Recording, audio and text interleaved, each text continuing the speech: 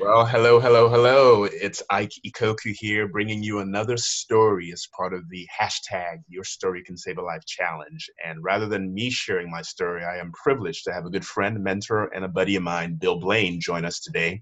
And Bill is going to give his entry into this challenge.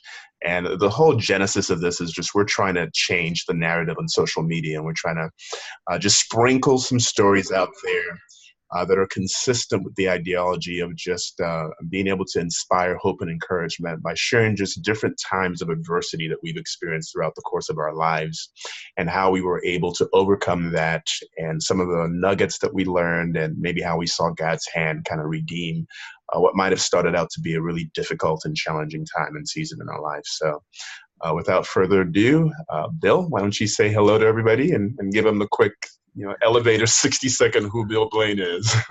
Hey everyone, welcome to my world, at least on this side of the video camera. This is the headquarters of many things. One, it's my home. It's also the headquarters of Blane Construction that is up on the wall. But now we're active in a new company called New Gates, which is a consulting and leadership development company. Awesome. Awesome. And Bill, I got introduced to you from a friend and a client who talked about these biweekly meetings that you have that are affectionately referred to as the Council Table of Leaders, which has been a real benefit to me over the past 3-4 years that I've participated. You want to take 60 seconds and kind of talk a little bit about the genesis of those meetings and how that came to be? I'll be glad to. The fun part of this is, for most of the people in your audience probably are Christians, and so I'm going to address it from a Christian standpoint. The council table of leaders, the idea is that in the marketplace, traditionally, and let's say in the last 20 or 30 years, the CEOs, the leaders of many corporations, particularly in the small to mid-sized companies, they feel a need to get involved with their peers to discuss matters of interest in their business and so forth. And from a Christian perspective, I felt like something was lacking there. And so there were components such as, how does God intercept us in the marketplace in real time?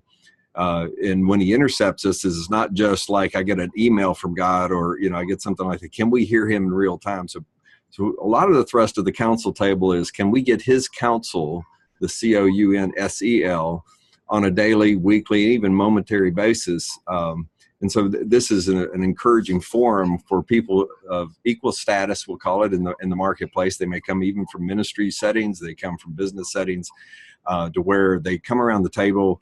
I love it in the Camelot version that they have their kings and queens of their own kingdom, but they're laying down their pride, as it were, and coming down to the table to share and exchange ideas of collaboration with each other on best practices or whatever. But at the end of the day, we want to see Jesus as the centerpiece of that table to give us his wise counsel back to us that we can take back and use it actively in the marketplace and in the home.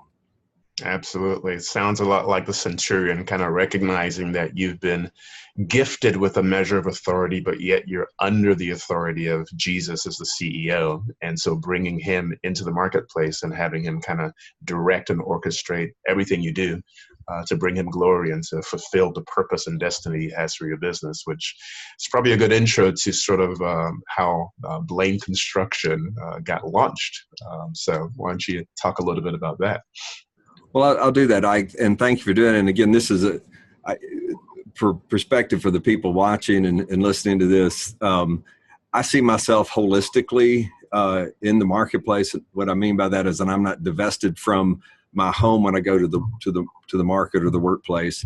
I'm not divested when I leave from home to go to church or other environments. I'm holistic in the sense that I am who I am, and I go into all the world, as it were, with that mandate. That we find is what we reasonably want to do, but we find ourselves oftentimes, particularly in America, maybe segmented due to political pressure or whatever it is that makes us feel a little bit constrained to do that. So back in the day, and if we can, if you want to journey back with me in time into last millennia, in the last century, yeah. This is where the story begins. And I'll give you a little bit of a snip of the holistic aspect. I grew up in Virginia. Had three older brothers, what I used to call a dominant dad and dominant brothers. We were all very athletic oriented. And so there was a certain mandate of performing and reaching your highest level, which is not bad. It just kind of came with a certain kick in the butt that you know, it wasn't very affectionate. It was just, but hey, that we're a bunch of boys. And my mom used to say she lived in a locker room of boys. It is true. She was a great mom and endured a lot of, us dirty laundry days and everything else, and attending, 4 games in a day and that sort of stuff. Wow. And it was funny. I remember coming down one night from the bedroom, and Mom was down there making sandwiches for all 4 of us. And we ranged, we had about a 9-year difference in age. So like my brother's in high school and I'm in elementary, but she's making all the sandwiches, and she had, I think there were 20 sandwiches piled up, and with their individual, brown bags and that sort of thing. And I'm just going, loaves of bread every night, so I think she and Jesus got along with breaking the bread and like, how do we make stuff?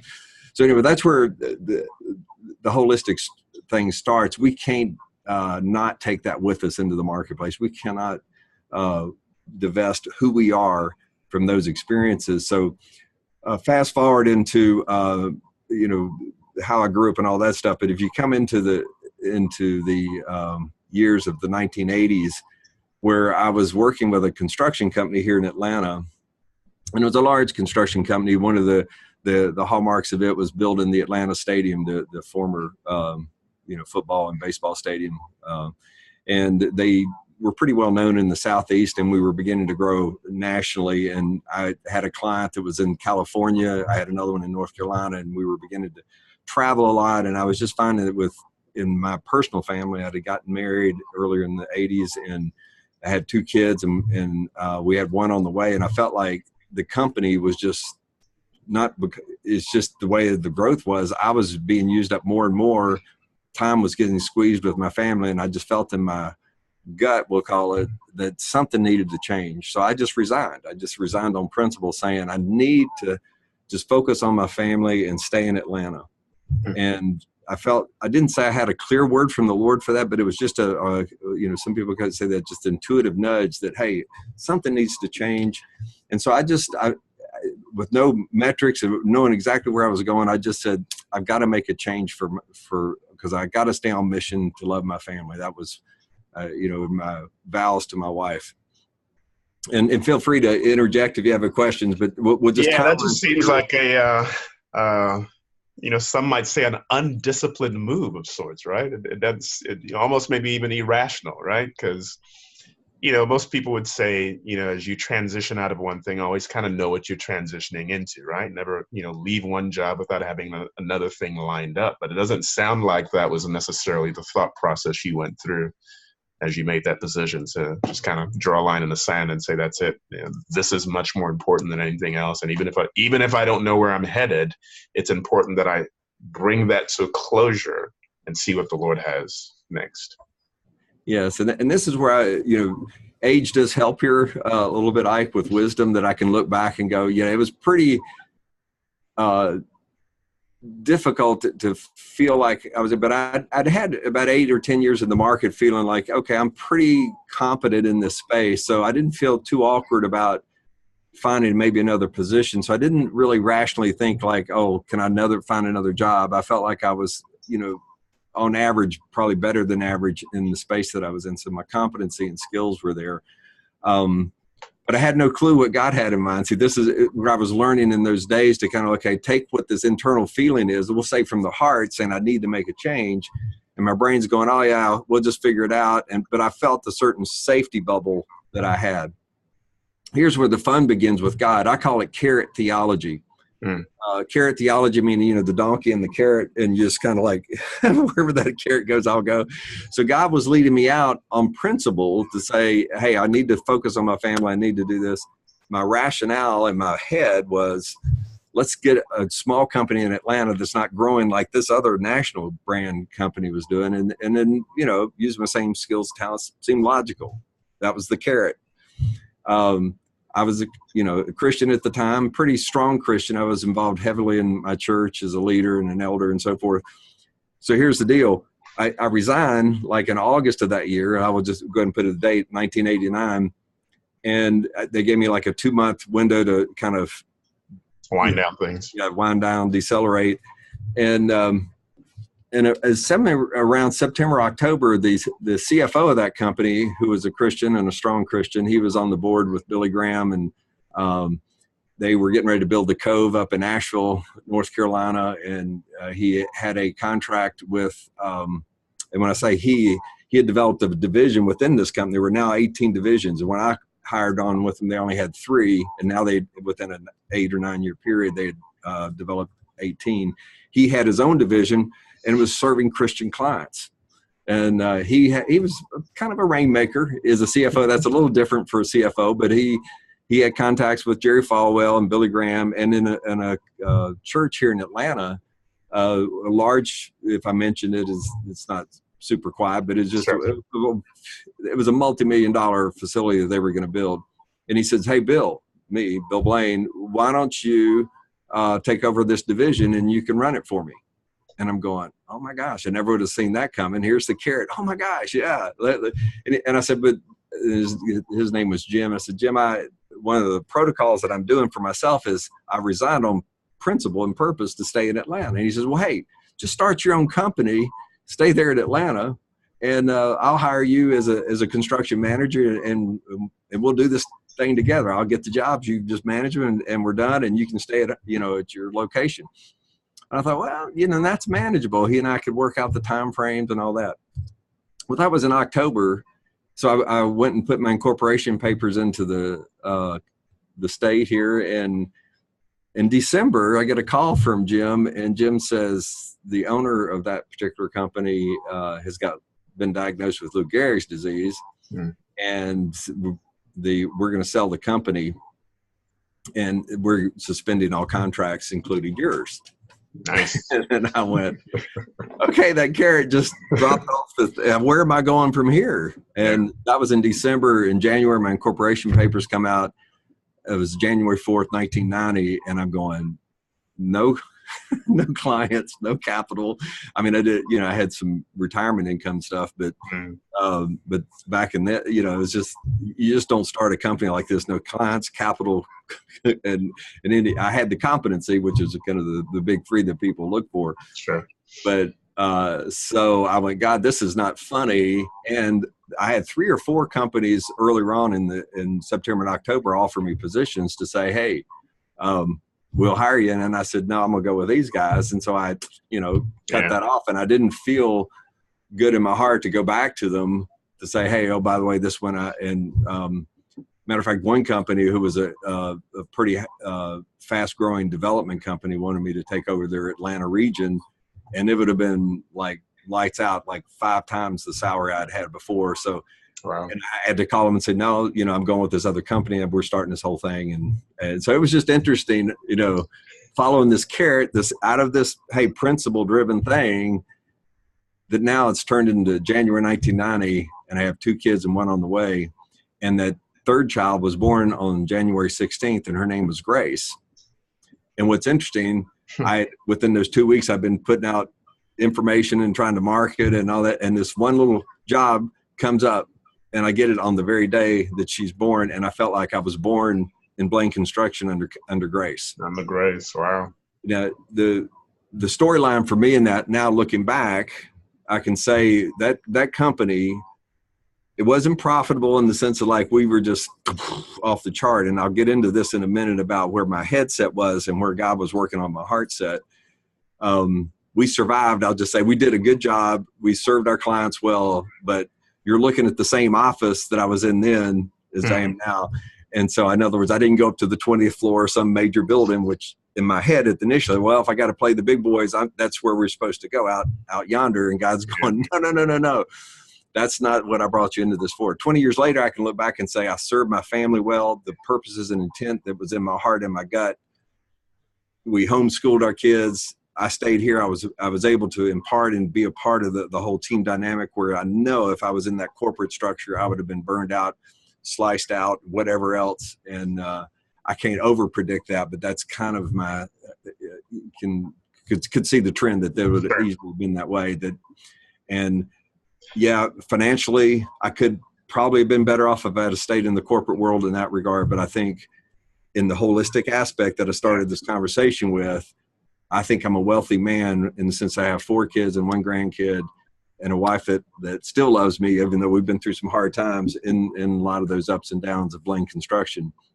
And I'll talk about that in a second. But Sure. that'll give you a capture of where, can we let God do this? It is a risky business if we let God begin to move us from our heart to move after things.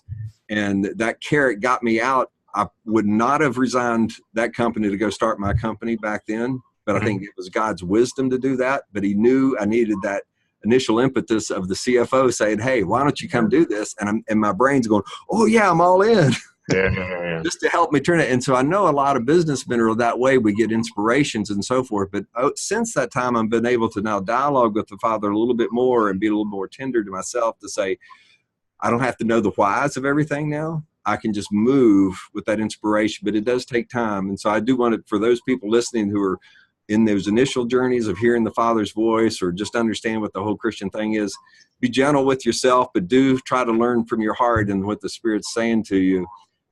God's not going to jerk you out and do bad things to you, but it may feel a little bit like, oh my God, like Peter on the water, like, what did you bring me out into these waves for? And I'll get into that in a minute about how he taught me initially how to navigate my construction and corporate mindset, and how he began to just break those thought patterns off of the patterns of the world out of Romans. Sure. You know, it's funny. You talk about 3 different job offers, one of which would have been 5 times what you were making, right? I mean, if you do X's and O's, pros and cons, that would seem like the choice to kind of go with, right? And then you talk about the carrot and being led on principle, and then him providing something to kind of give you some measure of comfort that, hey, I'm with you, right? You know, CFO's like, you head up this division, but that comes to nothing. That doesn't really come out to much of anything. One of the things that I know that I've struggled with in my walk, especially trying to incorporate Christ in business and business decision-making, is this whole idea of missing God. And the more I think about the way that I used to kind of process that, I see it as being born out of sort of a scarcity and sort of an orphan mindset. So the thought process was, well, one, I missed God either because I didn't go with that job that would give me 5 times the salary, or, you know, I thought I heard God to go out on principle, and what it seemed like to be an answer he was given now got shut down. But really, what I would be doing if I were processing that in the ways in which I had done in the past would be limiting God to just that one opportunity, right? So it's really sort of a scarcity mindset where we go, because this didn't happen, and there's nothing else that God can do to further move me along the pathway of purpose and destiny. And then it also starts this, you know, cycle of self-judgment. Well, you know, you don't hear God, you know, you're not in his vein, you're not in his will. And so you start separating yourself from him and probably precluding yourself from being able to hear clearly whatever else he has for you to do. So how did you reconcile that in that time and in that moment to not shriek back from God and kind of bear that orphan mindset and kind of live in that scarcity mindset?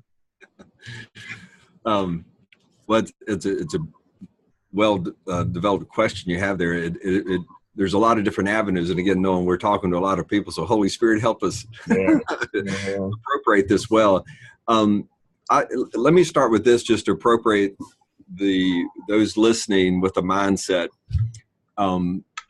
I come from a mindset that 80% of the cultures anywhere around the world come from. That is that we suffer with rejection. It usually comes from physical abuse, sexual abuse, emotional abuse, whatever you grew up with.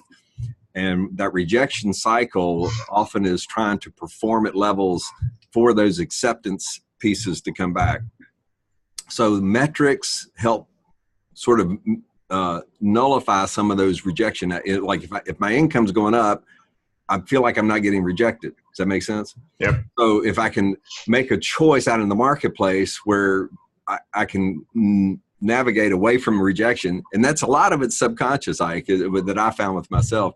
So I think that's one of the hidden things underneath this question is that how do we navigate our own personal woundedness and so forth, which is a whole nother discussion. Sure. I'll try to tiptoe into that a little bit just to give some nuance to it. So one of the things I think the Lord did with me earlier on was he touched my heart more than my mind. I did get some enlightenment when I started reading the scriptures and all that stuff, but there were some ways that he began to move in my life that I could just feel the warmth down here, and it began to break into that rejection. And so, like we were talking about yesterday at the council table about fear. We want to minimize fear in our life by saying, hey, if risk is defined with fear, let's build a nest egg or, this financial security, and that'll keep me from having to deal with this issue over here, whatever that is. And in my own personal life, I realized one of the things my wife was working through, which most women do and men to some degree, is that they want the financial security in the nest egg in the home. And as I realized with Blane Construction, that's why she came to me at one point going, oh, she could see that roller coaster of my revenue, whether it was during recession times and so forth. And there were explainable things I could logically say to her and say, hey, this is what happened. But down in here, she's going, I can't trust that. And so that's part of what we have to deal with in these decisions. And so the people listening that are new in Christ and so forth, as you test God in some of these things, be willing to know that God's not going to let you completely be obliterated. It may feel like it at times. You may wander into a circumstance. If you have a pure heart with God and say, God, judge me, help me, focus on me, teach me, and constantly be listening, just know that he is a good father. He is always going to want to take you by the hand. And so anytime you feel rejection, it's natural to pull back from God and say, God, why didn't you save me out of this or whatever? Just know that if he allowed something to happen, or you may have created a circumstance, just know that he's always got a way to move us beyond it. And so I could go through a number of examples in that in my own life. And one I'll just stop there. Am I addressing what you're asking there a little bit? Definitely. It's a little bit fuzzy because I've done that. But the biggest thing is God is a good father. He's not rejecting you. He is not playing games with you. He's not playing hide and seek. He does like you to seek him, but as Bill Johnson will say it this way, if God were to hide Easter eggs, which is your destiny, if you're a 2-year-old, as it were in Christ, or a 6-month-old, and let's put it at the 2-year-old, he's not going to hide your next destiny step underneath a bucket. He's going to put it right there on the sidewalk for you, probably. And unless you just don't understand that was God. But most of the time, he's trying to give you hints and clues, not to be mean, but he always wants us to seek him as a son. And so that brings us out of that orphan. And every experience that we can put in our bucket, those in the Old Testament, it's called an Ebenezer. Those are those memorials that we can say in our life, God moved here, and it gives us the confidence to keep moving. So that's what I've learned in my business, saying I've got to go oftentimes now more than ever, with my heart versus my head. It's not that I take the head out of the equation and say, well, this seems good, this seemed good, let's just go with it. I'm now much more reticent now to say, God, what do you think? What is your counsel in this situation? Even when I think I know it all, or feel confident this is the way tradition is. And I have an example of that if you want. Sure. I was looking up at a sign I have in my office that says, the will of God will never take you, or the grace of God can't sustain you. Amen. I think in those moments, it's just recognizing that even when we miss it, just because we're trying to really fulfill his will and just go where we feel like he's leading us, there's just sufficient grace for when we miss it. We don't take the right opportunity, So, yeah, definitely with you on that. I'll offer you a snippet of where my personal, I'll call it wisdom at this point. Earthly wisdom is good. Heavenly wisdom is absolutely great. Earthly wisdom is usually just built on our experiences and insight kind of captured together, and we mold a better way to do things. For example, like in Georgia now, we've come up with a hands-free driving. In other words, don't keep your phone up here. Don't be texting and driving and all that stuff. That's an earthly wisdom. It says, out of all these experiences, we find this is a better way to do things. Absolutely cool. God's wisdom is when he comes in and says, hey, Bill, I want you to start a new company. And then he takes me into the next thing. I'm going, okay, there's the wisdom of God, because I never could have predicted that in my own rational mind to get to that further place 20 years later, that my kids are grown, everybody's good, and we're seeing, you know, fruit in the whole process. But here's one example, Ike, where listening to the whole counsel of God in different ways, and I'll unpack it hopefully within a few minutes. The house that I live now, and we're now remodeling, as you know, our remarkable kitchen. We've been here 35 years. You can do the math how old I am, but we're excited about this remarkable kitchen. But let me tell you a little bit about how we got to this house. When I first moved to Atlanta, my brother wanted to do some investing, so he bought a house, and I started renting it from him. And this is where the favor of God just kind of just pops in, and who would have strategically known this, but yeah. I got into this company that I was talking about earlier that I left, and the CFO wanted to hire me and all that. Well, they moved me to another city to manage a hospital that they were building, and I was the main guy there. But my brother was renting that house, and then the economy turned and where he wanted to sell it. So just before I moved to that other city, I bought that house. And lo and behold, unfortunately for him, he got divorced right during that time period, so he was able to live in that house. And it was kind of a cool thing. It was a good thing for him. Here he had bought the house to rent to me. Then I turned around and it was a house that was, you know, who can think those things through, you know? But that was the beauty of it. And what was cool, that even in that process, I was getting a per diem being down in this other city to live off of it. And so I was like getting a double income, and I'm going, I wasn't looking for this, but it was just okay. We'll do. Well, a few years later, I moved back to Atlanta, and I'm in that house. And then lo and behold, this location seemed to be really good for people. So a commercial company wanted to buy my house. And so the price per acre went way up because it was going to now turn commercial. And I sold it at a pretty good price. And I had enough money to buy the house we're in now with cash. So I went to and I'm saying this with genuineness and love for these people, but I went to a Christian advisor to say, okay, I've got this cash. How should I appropriate it? You know, I want to invest it wisely. And you guys are smart guys in the financial market. And they suggested, and I'll go ahead and throw some percentages out because there's nothing wrong with these percentages from a rational, natural mindset. They said, Bill, why don't you leave 25% on your house in a mortgage so that every year you can, take the taxes and all that stuff and reduce your tax base. And so I did that. But my wife had said, Bill, why don't we buy the whole thing out? In other words, no mortgage, nothing. And I'm going, yeah, but that's not the wisdom. And it came from godly wisdom. And you can go to the scriptures and prove it all. But internally, I'm wrestling going, should I listen to my wife or should I listen to God?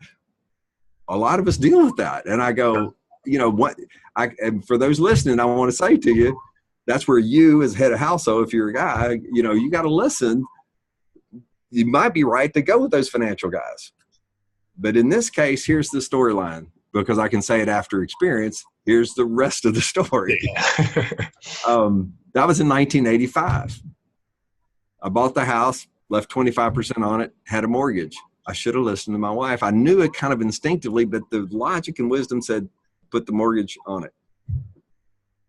Well, over the years, the mortgage went down, as I pay it off. And then the kids come along and, here's some tuition for going to school, or here's, braces that need, or, whatever the needs are. Well, you just, borrow from yourself. So we put it back onto the mortgage. It's a smart thing to do, less cost on the principal and overhead or interest. Well, guess what, Ike? Ratchet all the way up to 2012. I've still got that same amount that in 1985. Yeah. That mortgage, it went down and went up and down and up. I think it was just the humor of God to say, hey, Bill, I'm just going to teach you a lesson. In this case, you should have listened to your wife, because no matter what I did to pay it down, all of a sudden something would come up to jump it back up. And so in 2012, my dad, this is a whole nother story about him being what I call the porcupine dad. He was not somebody you really like to be around a lot. He was a little brutal, but over the years, God had shown me how to honor your mother and your father, and your days to go well. And my days did go well. But here's what God does in his humor. He says, hey, Bill, you had a mistake, and you didn't like your dad earlier on, but you've developed and you've honored your dad. My dad took my mortgage because he was only getting about 1% in the marketplace with a CD or whatever else. And he says, hey, I'll take your mortgage for 4%. Well, that was lower than the 6.5 or whatever it was at the time. So I said, okay, he's a little more friendly now, and maybe it won't be so bad. Well, when the economy kept tanking, it was actually in 2010 when he took it over. It was 2012. He calls my brother, who's an attorney, and says, hey, I want that mortgage to disappear. I went, huh? And my brother called me and said, in my dad's term, he said, I want that debt to disappear as if it never existed. Now, there was some other financial reasons for my dad to say it that way. Sure. But the truth is, I went up in February, my wife and I went up there in February of 2013, and we signed the document that said it was free and clear. Yeah. Out of no effort on me. It was purely, if you want to say, my father. Yeah. And I looked at my father, who was, over the years, had trouble understanding the Christian life, and he had trouble understanding who God was and all that stuff. And he's come to a better understanding. He was 95 at the time. And Wow.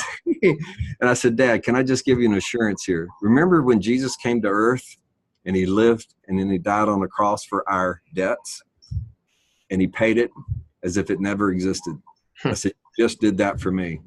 You're taking my mortgage. My debt is emblematic or exact metaphor of the Heavenly Father sending his son to take care of my debt.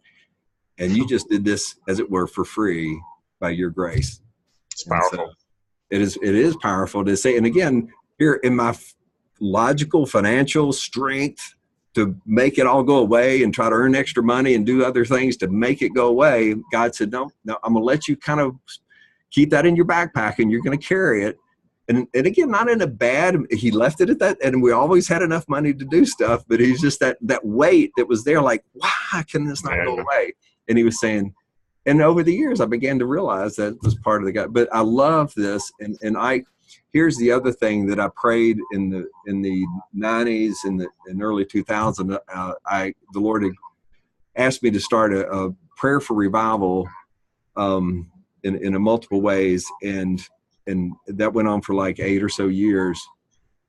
But one of the interesting things is during that time, I felt like in those prayer times, he said, come and pray in my Father's house. And what was interesting during those economic downturn seasons of 2008 through 16 or whatever, everybody was, all my family members were experiencing some sort of trauma. I'm sure were feeling some of that too. And but what was interesting, I watched my personal family, the 3 brothers I had, we all kind of looked at my dad, that porcupine dad, like he was, but my dad began to reconcile with each one of us. And I noticed if you go the technical route or the legal point of me having my mortgage with him, he's the owner, right? And I'm living in my Father's house. And my oldest brother, I won't go into all the circumstances, won't go into the details just to keep him free and clear from just any, association of this. But at one point, he was living in his father's house due to some legal situations going on. Sure. And my next oldest brother was asked by my dad in 2012 to come, he and his wife to come live with Dad to help take care of him because he was getting a little more frail. Mm-hmm. So guess where he's living now? Father's house. And so the father in 1977 that said that all my family would enter the kingdom of heaven. And I know my personal father accepted Christ and saw that happen. But each one of my brothers have, I think, come to live in the Father's house. So how you can put all that together, if you're looking to just make money the rest of your life and get your nest egg and security over here, I'm blessed and thankful to have the experiences, even though they're traumatic at times and difficult. This thing up here is good for a certain purpose, but I feel like more and more that my heart has to help make the bigger decisions and then transmit and say, okay, let's do this, brain. Now what you want to do, here's what the Spirit's saying, go, now the brain's got a better track to follow. So that's making sense to you. But that to me has been one of the most powerful things to watch over, a 30-year period that I had a mortgage, trying to get rid of it, doing all the financial things I could do. And God just said, no, I'm going to leave it there. And then have my father come and in a way, emblematically say, my Father in heaven used my personal father to redeem something that I couldn't seem to redeem myself. Does that make sense? Awesome. That's awesome. Yeah. So always reconciling that distance between the mind and the heart, man. That's what the Lord is about. I think in his mind, it's probably a travesty when you look at all the biblical characters that only one out of, and I don't even know the number, but just probably thousands, right? From Genesis all the way to Revelation, there was only one individual that he could make the pronouncement that this is a guy after my own heart. And so, throughout our lives, I think there's a continual progression to where he keeps trying to mold us into being able to say, oh, here's another one. Yeah. Here's another one. Here's another one. It's not just David, so to speak. So that's awesome. And if I can give a sort of a, it's sort of a what do you call it? It's a sidebar thing, but since we've talked about a little bit about fatherhood and so forth, that's one of the things that the Father's raising me up to do, is to raise up true father leaders, men and women who can think with their head and heart in alignment with the Heavenly Father. If there's anyone out there that's working through some issues with their earthly father, particularly, it could be a mother thing too, but most of us we can always go back and complain a little bit about our childhood in certain ways. But I just want to offer this to you. The Lord, in my earlier days of my Christian walk, began to use the scripture out. It said, honor your mother and your father. And I really, I struggled with that, but I felt something down here in my heart going, I've got to deal with this. And it brought me to a place that I really worked that out with my father in those early days. And I was in college at the time. And I had as it were, a heart-to-heart discussion with my dad, and his blood pressure went up a little bit. But from that day on, of all the brothers, I felt like the Lord had brought me into a place of communication and love for him, that I didn't blindly love him for the faults that he had. There were some things that I could mention that you would say, oh yeah, that was not good. Sure. But the love factor, and I remember, in 77 is when I got that word from the Lord. First time I ever had a prophetic word given to me. I had no clue what that was, by the way. It was like, where did you get that information? Yeah. And that's when it said that I'd been praying for 4 years as a Christian that all my family would enter the kingdom of heaven. And this lady out of California, out of nowhere, just says, hey, the Lord's heard your prayers and all your family will enter. And in 1990, I took God to task on that because I was frustrated with some of the things that were going on. And I said, Father, when are you going to get my dad into the kingdom? And he said, I've left him in that condition for your good. And I went, oh my gosh. He said, you're going to learn to love the unlovable. Yeah. So it initially kind of felt like, okay, I'm still the bad guy here. Yeah.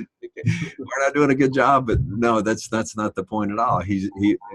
And that's why I think in some of the training ground, like we were talking about yesterday in the council table, this wilderness experience, you can call that wilderness because it just seemed, hey, this guy's hard to be around. I don't like it. But it gave me a new measure of understanding of God's calling me up to something greater if I'll just follow it.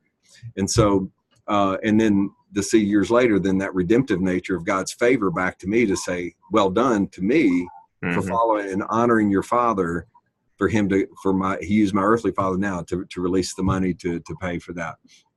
So for those out there that are struggling with maybe, working with your family, or particularly your mother and your father, I would say, ask the Lord how to honor them. And one of the questions I often ask people now, if you're dealing with that, if you can, ask the Father, how does he in heaven see your father? How does he see your mother? And if you can clear it out, and most of the people, I'm actually shocked, Ike, at the transparency. A lot of people who've never heard God's voice, and may have been abused in some ways by one of their parents, they get a revelation, meaning they get a new insight from God and his perspective, and it turns their heart to where they can, you don't have to trust somebody that's been physically abusive. Say, sure. I'm not going to put myself in harm's way here, but it will give you maybe a perspective. And that promise that comes with that commandment says, and your days will go well. I think you'll find your whole mind shifting to that.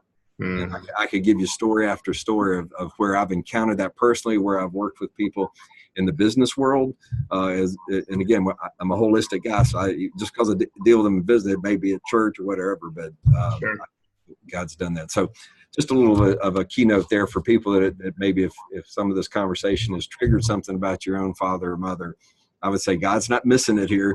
He loves them too, and he birthed them with a reason. They just may have failed or fumbled it, along the way, and just continue to pray for them. But ask him, Father, how do you see them, and how can I work towards what you're saying to them? How do you want me to enter in to help move into that place? So anyway, thanks for letting me share on that. No, definitely. That's good. And I think getting back to what we said, we work, a lot of what we do sometimes is birth out of the woundedness that we have, and no greater place where that exists than in that relationship with our parents, because they were in a lot of ways our first glimpse at what a father, spiritual father, a godly father figure might look like. And if those impressions weren't really good ones, they tend to kind of hinder the impressions we have about our daddy upstairs and how he sees us and how he relates to us. So yeah, definitely. Thanks for sharing that.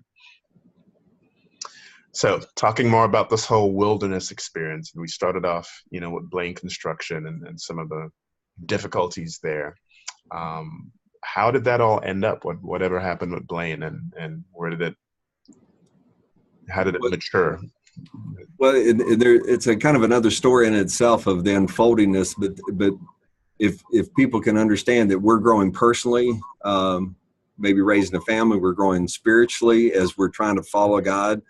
So there is, each one of those tracks, it's kind of like getting 3 or 4 master degrees at the same time. So, and I can see why some people, particularly in the Christian world, we kind of pull to the side because we just don't have time to focus on it. But I would encourage people, try to keep that in to more of the center, if not the very center of your experience as you grow in your own life. But here's the deal. Blane Construction went for 20 years, from 1990 to the year 2010. To land that plane of Blane Construction, it didn't crash, it didn't burn, but it was interesting, Ike. And I don't want to take more of your time here on the video because this thing may terminate. But the quick version is, in 2008, I'm learning more and more how to hear God's voice and follow what He says. Just being a good son, that's one of my rules. It's kind of like, I'm only going to do what the Father last told me to do. So in 2008, the economy's still doing pretty good. There was, shakings and some rumbling going on, but I was had a few projects going on. All of them were seeming pretty good. But I get out of the blue in January 2008, start a new company. And I'm going, okay, I'm in my 50s, and I'm going, okay, that's all right. I'm kind of good here. What's that for? But I'm learning that's what he said. And so I turned to my accountant and I said, hey, I'm just starting a new company. And of course, wisely, she says, so what's the name of it? And I go, good question. I don't know. He didn't tell me that. So my next task, I'm learning as the CEO, okay, all right, just do what your accountant says.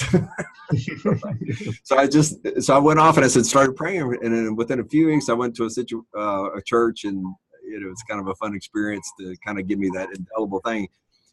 The name Newgates came out of that experience. So I went back to her and said, hey, it's Newgate. She says, okay, so what's it going to be about? And I went, oh, I didn't ask him that. I just asked him what the name was. So we got the incorporation papers a few months later, and she says, okay, what do we do with that? And I said, I don't know. He just said, start it. And I don't have a concept. In the back of my head, I'm kind of wondering, well, I've been in real estate. I kind of want to do some investments. Maybe I could start doing some things. Maybe the kids will come along, and maybe I can help, with an LLC. I can do some different things with it. But it sat there for 2 years. And then over the next 2 years, the economy begins to tank more and more. And some of the stuff that I was doing dries up, and I'm starting to go, okay, God.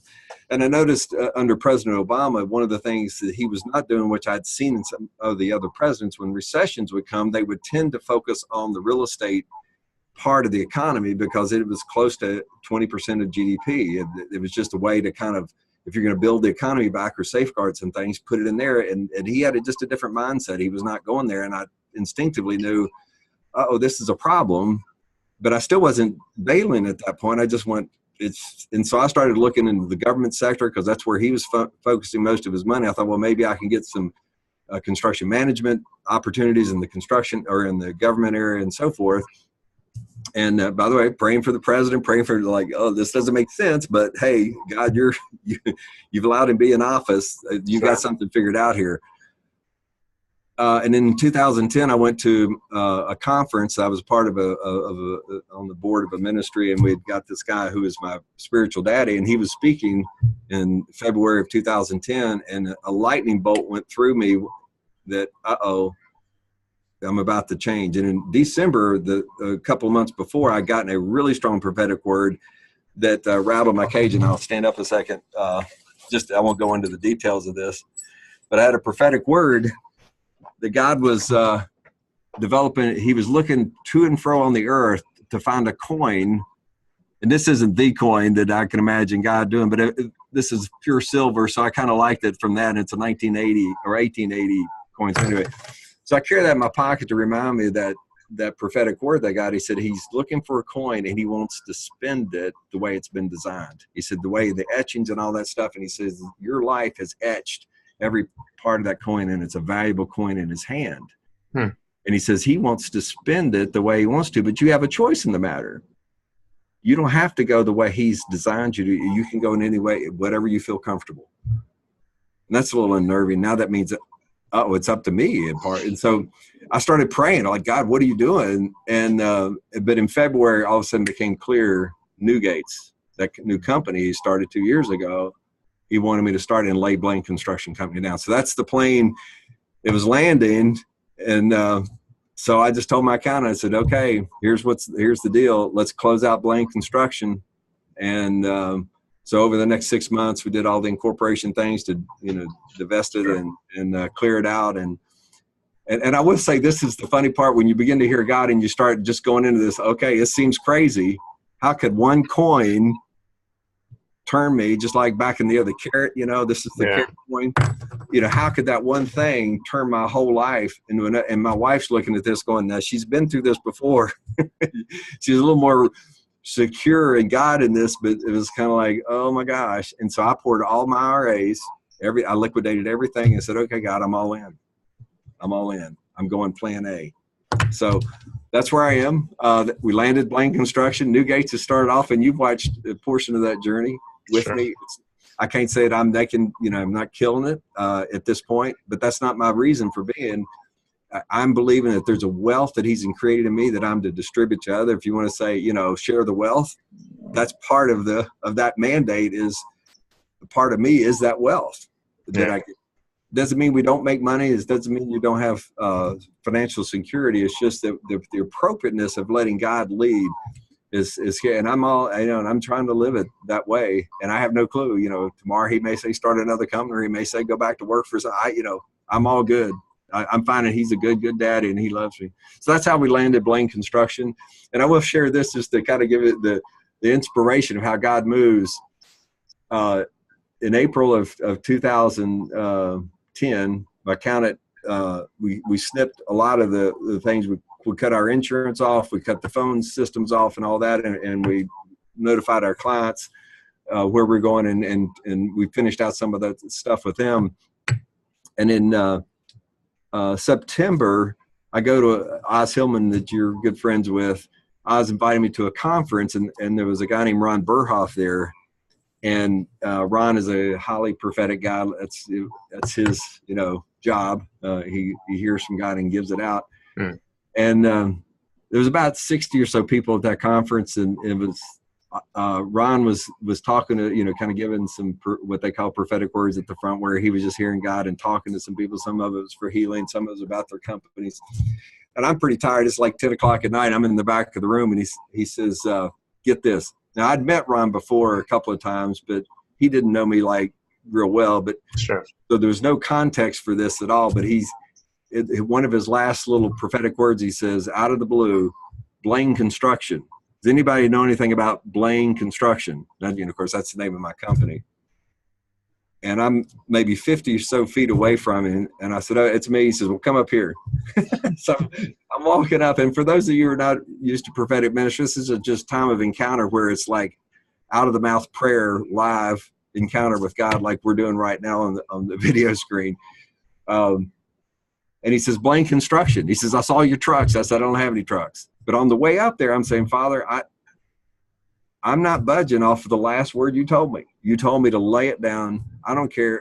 I said, if it was Jesus I'm coming up to, I'm going to listen. But I said, you're going to have to show me a different way here, because this coin, I'm all in. And if this is a test, I'm willing to be tested in it, but I'm not going back. And so he says, Blane Construction, I see your trucks. I said, don't have them. He says, what are you doing with it? I said, it's laid down. And you could see him going, I know I saw what I saw. Yeah. And I bless him for this, because he didn't back up either. And so within about a 60-second time period, he's saying, Father, what are you showing me here? Because he was expecting maybe my company, and he was going to start praying for my company and see what God said about it. And I said, I laid it down. And he says, have you ever been to Blaine, Minnesota? And I said, no. He said, have you ever heard of the Blane revival? I said, no. So, it's like, no. Everything he's saying, I'm just going, no. He says, I think you need to go to the Blane revival. I said, why? I'm giving this in honesty for some of the people out there. If you have prophetic words, you have permission to judge it. It says that in Scripture, to test a word. That's right. I'm testing it and saying, okay, even if he's a highly ranked, well-respected prophetic guy, which he was, and is, I just tested it, and I was thankful for that I had the courage to do that, because we need to do that every day, to test it with the Lord. So within a month, I had another friend that went up to Minneapolis, which is, if you know anything about Atlanta, and there's, say, Roswell. Well, Blaine, Minnesota is like Roswell is to Atlanta. It's just about 20 miles outside of it. And he went out there and visited this church that was experiencing Blane revival. It was in the city of Blaine. I said, okay, God, all right, whatever, I'm all in. So I flew up there, and the Lord touched me in many ways that are still unfolding now, about one of the things that I teach in Newgates, which is more, people would call it ministry oriented, but I call it, for business people, it's true branding. It's finding what's my true identity in Christ. And we're going to find that true identity will begin to embellish itself and deploy itself out through how we live and work. It's just natural. And so some of that came out of that experience, but also God was touching me, saying, remember those years of praying for revival for our country. It will begin here, because that's he told me that was the headwater, basically the headwaters of the Mississippi, that the revival that we're about to see, we were just beginning to see back then. And just now, as the river flows down to the Mississippi, we're going to begin to see the volume of what God's doing in the country around the world. And I think he wanted me to see the value of those prayers and some other things. So that's awesome. That's a little bit of a touch of that too. So that's an encouragement in a two-pronged way, of one saying, follow God, tell him, but the experiences we're going to go and how it gets navigated. Yeah. Why do we go to movies when there's so much adventure in our lives anyway? So it's a lot of drama and a lot of turns and twists. But so thanks for asking me. Thanks for letting me share that a little bit. Absolutely. Landing the plane and Newgate starting off. So we're on another journey. Absolutely. And we're 37 years as a marriage too. We celebrated last week our 37th anniversary. Congratulations, Bill. That's phenomenal. Yeah, you and Ann have done such an excellent job of just not only mentoring, but also just providing a vision of what a good, healthy marriage looks like. So, well, thank you. Appreciate you doing that. Definitely a joint effort. It's a team effort, actually, with the Holy Spirit and the Father and Jesus. It takes them all to kind of get us all into that place. Absolutely. I'm seeing that in you too, my friend. Well, thank you. Yeah. Can I give a shout out to Ike right here? Fine. Please do. Yeah. Go ahead. In the TL transformation, this is called an affirmation. And Ike, I want to thank you for not giving up on God in the processes you've been through. I know, whether your viewers know it or not, you've been through some really, some people call it hellacious times, where you had plenty of times to turn away from where God had called you to as it were, save yourself and save your family from what looked like destructive ways, and you've been walking through it. And I know that some of the ways, particularly, we'll go back to the rejection issue. You got plenty of rejection over the last 2 years, where the marketplace, we'll call it, just kind of keeping it out there without any ties to it. But the marketplace is telling you what you're a bad person, you've done things wrong, and blah, blah, blah, and it could have easily blown up most people. And but you've been walking the walk, and you're staying true to God and true to yourself. And again, I know it's not without, some personal inner turmoil like all of us, but I appreciate you being like a King David, even though some of the lions of bears, it seem like they're chasing you faster than you want to. You're listening to him and defeating those. So I bless your brother for staying in there. Thank you, man. I appreciate it. And I certainly appreciate our relationship and just having you in my corner, throughout all those years and just being a sounding board for me. So I want to wrap up today by just giving a word of encouragement. If you had to synthesize, if you were going to here are the 3 keys you need to be aware of as you transition out of whatever it is you're doing now to not only hearing the voice of God, but also wanting to obey. If you were to give 3 keys that could help serve them well in that journey, what would those 3 keys be that you'd share? You're so funny. I sometimes have a glimpse going, oh, they're going to do the 3, they're going to do the 4. Oh, now, and I'm probably going to leave one out. That is one of my little pet peeves. I kind of go, how did they come up with the 4? I know, right? But I'll share this. I think this may be from God. Y'all tested this. It'll each one of them will start with the word true. So be true to God, true to yourself, and true to others. I think that will save the day. And if that's even complicated and you need a little more diagram for it, just go back to Jesus's rule. I think his rule of life was love the Lord your God with all your heart, soul, mind, and strength, and your neighbor as yourself. If you'll come back to that as the foundation stone, and then maybe read through Matthew 6, those are the centering points, I think, of getting back to a relationship with God, but also with yourself, being honest with yourself. And that's why I say true to God, true to yourself, being honest with yourself and saying, why am I doing these things? And why am I really leading this? And then true to others mean just if you're true to yourself, you're probably going to try to do that with others. And I think that's why God gives us family, because that's where we practice it. And hopefully we'll get the grace and forgiveness when we mess up. That's a good place to have the laboratory. So I would give those 3. Awesome. Bill, thanks for your time today, man. It's been an honor and a pleasure trying to share the screen with you today. This has been another entry in our hashtag YourStoryCanSaveALifeChallenge on social media. If you're not already a part of that challenge, we encourage you to do so.